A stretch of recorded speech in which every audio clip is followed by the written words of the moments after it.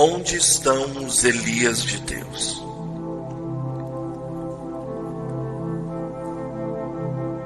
Onde está o Senhor, o Deus de Elias? Perguntamos. E a resposta é óbvia. Onde sempre esteve. No seu trono. Mas onde estão os Elias de Deus? Sabemos que Elias foi um homem semelhante a nós, sujeito aos mesmos sentimentos.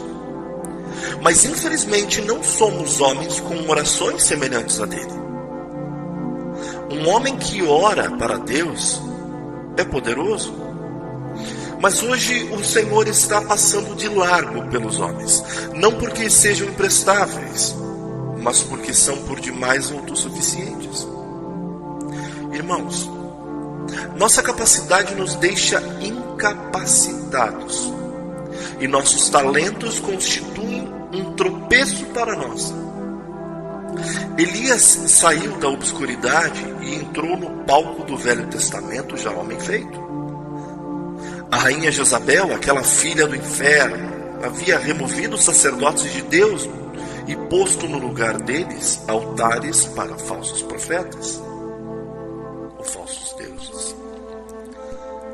A terra estava coberta de trevas e o povo envolto em escuridão espiritual.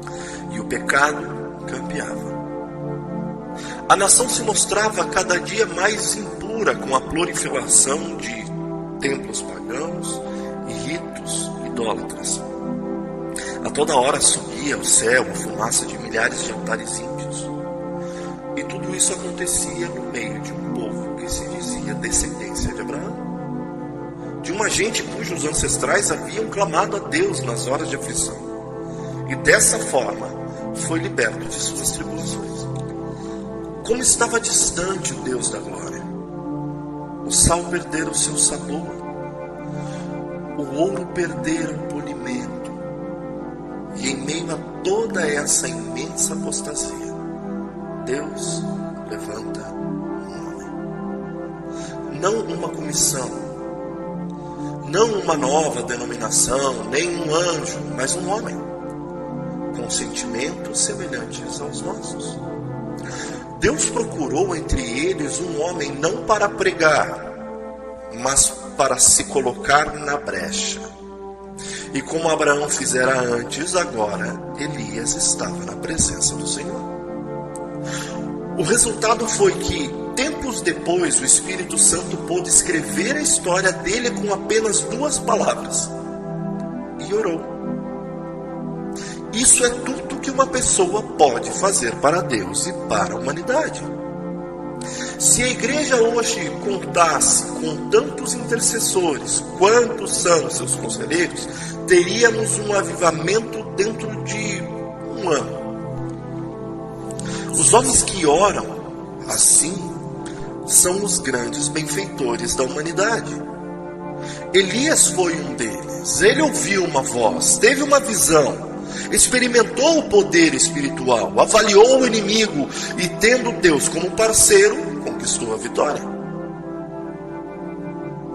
E as lágrimas que derramou, a agonia de alma que suportou, os gemidos que exprimiu estão todos registrados no livro das crônicas de Deus. Por fim, ele surgiu para profetizar com infalibilidade divina. Conhecia a mente de Deus. E foi assim que sozinho paralisou toda uma nação e modificou o curso da natureza. Esse homem decidido permaneceu firme e imperturbável, como as montanhas de Gileade. No momento em que cerrou os céus para que não chovesse, com a chave da fé, que serve em qualquer fechadura, ele trancou os céus, pôs a chave no bolso e fez a capa estremecer. Embora seja glorioso o fato de Deus poder usar um homem, ainda mais glorioso é ele ser atendido por Deus. Se um homem de Deus se puser a gemer no espírito, Deus clamará: deixa-me ir. Talvez nos empolgasse a ideia de operarmos as maravilhas que Elias operou, mas será que apreciaríamos ser banidos? Irmãos, se quisermos realizar a obra de Deus, a maneira de Deus, no tempo determinado por Ele, com o poder divino, teremos a bênção do Senhor e a maldição do diabo. Assim que Deus abre as janelas do céu para nos abençoar, o inimigo abre as portas do inferno para nos intimidar. Receber a aprovação de Deus implica em topar com a carranca do diabo. Simples pregadores podem ajudar muita gente sem prejudicar a ninguém. Mas os profetas de Deus agitam a todos, ao mesmo tempo que deixam o diabo louco. O pregador talvez agrade ao povo, o profeta o contrariará.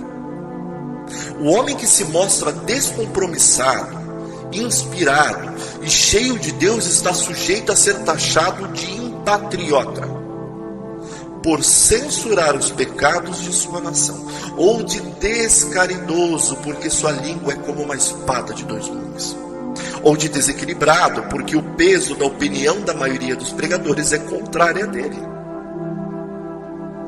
O mero pregador é aclamado, o profeta de Deus, este é perseguido.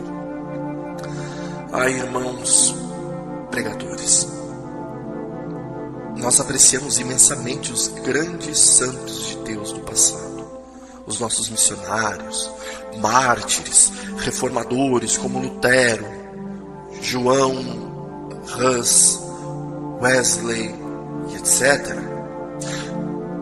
Nós escrevemos a biografia deles, reverenciamos seus feitos, compomos-lhes elogios e erguemos-lhes memoriais. Fazemos qualquer coisa, menos imitá-los. Apreciamos o sangue que eles derramaram, mas não deixamos que se derrame nenhuma gota do nosso. João Batista conseguiu ficar 6 meses solto. Em nossos dias, numa de nossas cidades, nem ele, nem Elias teriam vivido 1 mês. Teriam sido presos antes disso, lançados numa prisão ou num hospital de doentes mentais, acusados de julgarem os outros e de não abrandarem um pouco a sua mensagem. Nossos evangelistas de hoje estão de olhos abertos contra o comunismo, mas não dizem uma palavra contra os outros ismos que inundaram o país. Será que não existe um mensageiro hoje, cheio do Espírito Santo, revestido de toda a armadura de Deus para denunciar o inimigo com toda a autoridade? Somente a oração poderá manter acesa a chama de nosso coração e conservar nossos olhos fixos na visão. Esse Elias, que tinha um vulcão no coração e uma voz de trovão, surgiu no cenário do reino justo, numa época bem parecida com a que vivemos. As dificuldades com que se depara o evangelismo mundial são incontáveis, mas isso só serve para estimular os mais decididos. Vês rios que parecem intransponíveis, vês montanhas nas quais não se podem abrir túneis. Deus se especializa em realizar o que julgamos impossível e pode realizar o que nenhum outro poder consegue. O preço é elevado. Deus não quer ser apenas nosso sócio, quer ser nosso proprietário. Elias viveu com Deus. Ele via o pecado da nação como Deus via. Entristecia-se por causa dele. Do modo como Deus se entristecia, repreendeu o pecado do modo como Deus repreendia. Era fervoroso em suas orações e ardoroso em denunciar os males do povo. Sua pregação nada tinha de brandura, era repassada de fervor.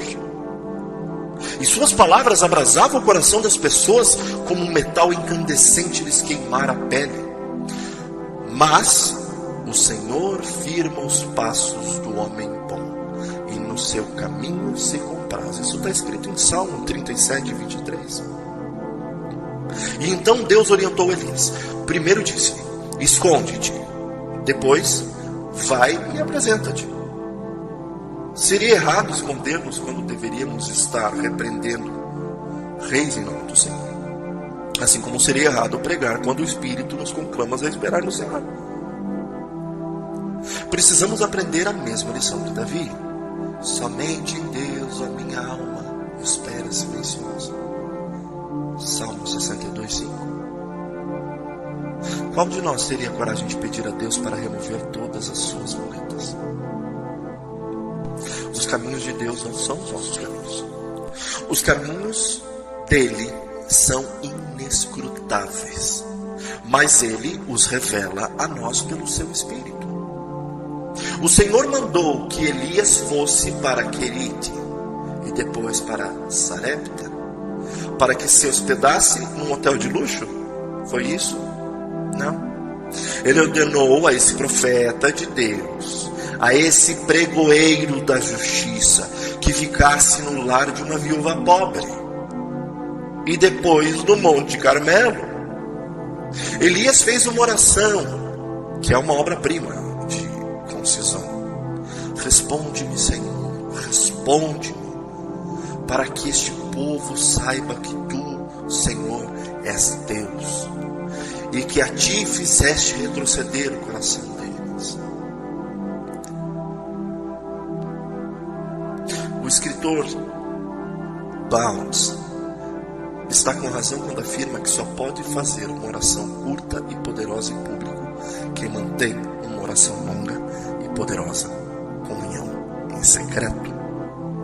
A petição de Elias não foi no sentido de que os sacerdotes idólatras fossem destruídos, nem que caíssem dos céus relâmpagos para aniquilar os rebeldes israelitas, mas sim que a glória e o poder de Deus se manifestassem ali.